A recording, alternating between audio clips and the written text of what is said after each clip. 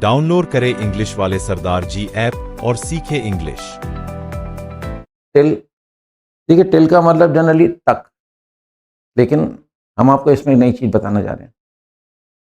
जैसे मैंने कहा कि वह सोमवार तक आता है, या मतलब टीचर की बात चली या प्रिंसिपल की बात चली, भाई प्रिंसिपल साहब स्कूल कब आते हैं? वो 10 बजे तक आ जाते हैं।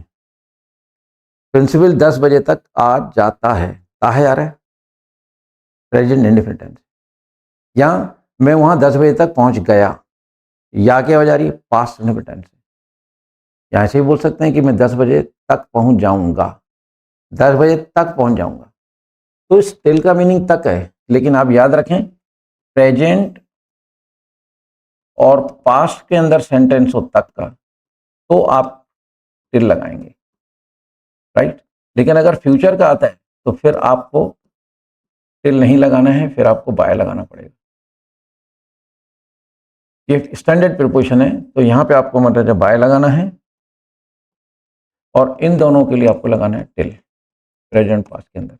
जैसे देखिए, राम 10 बजे तक 10 बजे तक आता है।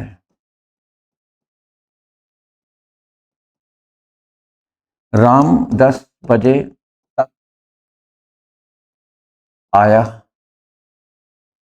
थोड़ी जगह कम है, मैं इसको दूसरी तरफ लिखता हूं ताकि मैं आपको आगे दिखा सकूं। ये देखिए,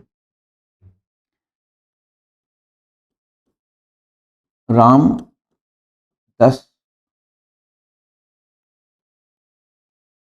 बजे तक आता है। राम 10 बजे तक आया। राम 10 बजे तक आया।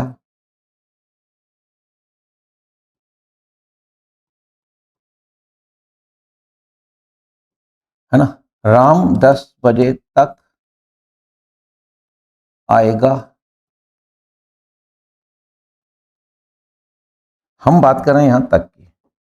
तो फ्रेंड्स, आप देख रहे हैं समय के बाद जब तक आता है, समय के बाद जब तक आता है तो आपको ध्यान रखना है, आता है का है? प्रेजेंट है, आया पास्ट है, राइट। ये आपका प्रेजेंट, ये आपका past, and the last one is future. तो आप प्रेजेंट और पास्ट के अंदर आप लगाएंगे टिल, लेकिन जब फ्यूचर में होगा तो यहां पे आएगा बाय। इसलिए मैंने ये आपको टिल प्रीपोजिशन को समझाने की कोशिश की है कि टिल का मतलब तक होता है, लेकिन समय के बाद जब तक आएगी तो आप प्रेजेंट और पास्ट में ही केवल टिल लगा पाएंगे। एग्जाम्पल आपके सामने है, लेकिन तक की आवाज फ्यूचर में जाती है।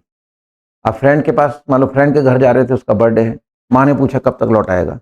मम्मी मैं 5 बजे तक लौट आऊंगा। Mom I will return by 5 PM।